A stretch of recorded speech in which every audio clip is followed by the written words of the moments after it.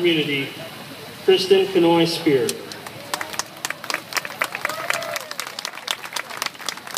Thank you, Joe. Thank you all for coming tonight to this 2012 Walk to End Alzheimer's. I'm really honored to be sharing my family's experience and the reason why I walk to end Alzheimer's.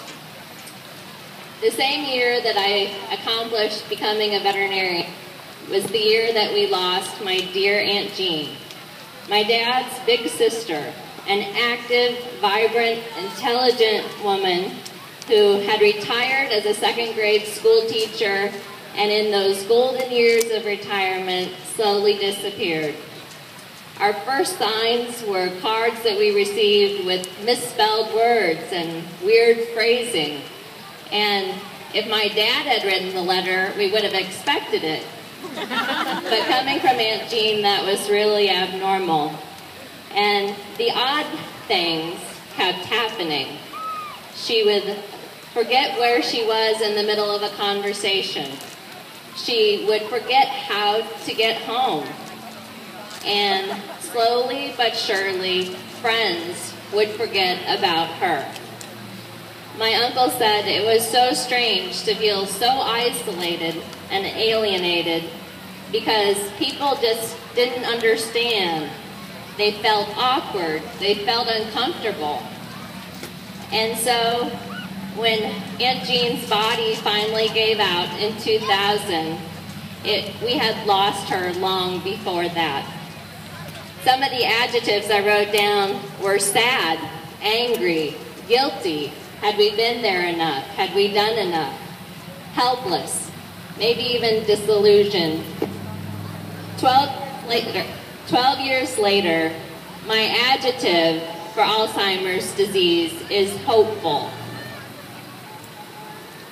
I am hopeful because I have worked with this wonderful association for 5 years now, and I see the great volunteers, the wonderful staff, and all of the support that they give to families through their First Friday luncheons, their support group, their training for caregivers, their safe return program for those who are currently enduring the disease.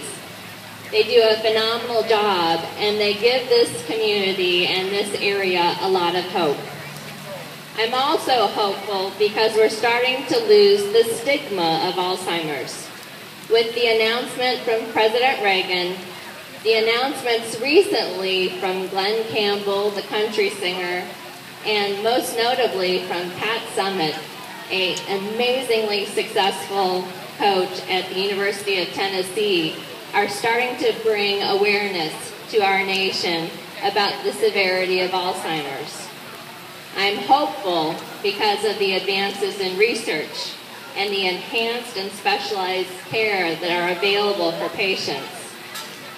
I'm also hopeful because look at this support. This is amazing.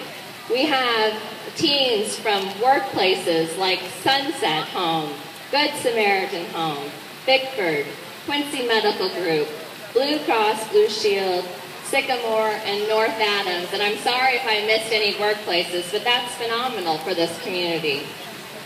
We have family support. We have teams like the Rushaw team, the Scott family, the Oakley family, and the Griffin family, who show each other love and encouragement every day. We have our church families.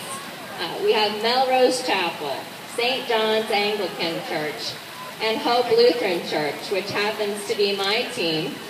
And we chose our name Hope Walks because it's not just a team name. It's a real attitude about the future for Alzheimer's and Alzheimer's care.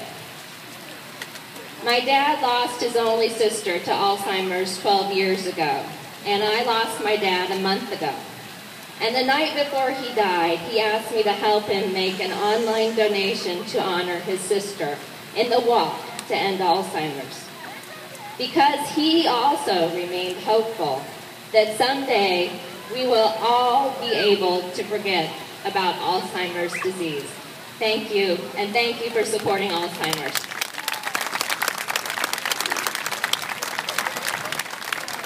And thank